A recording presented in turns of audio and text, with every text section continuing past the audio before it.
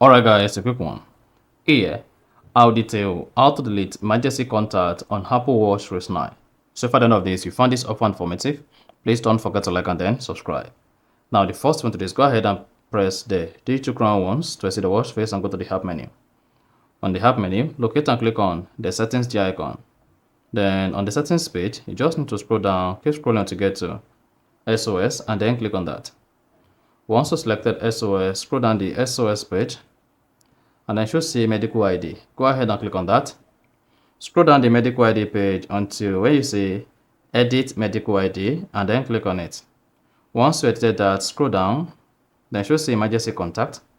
To delete emergency contact on your Apple Watch 9, just swipe left on the contact and then click on the delete button. Swipe left and then click on the delete button and then you are good. Then to save changes, go ahead and click on the check button at the top right.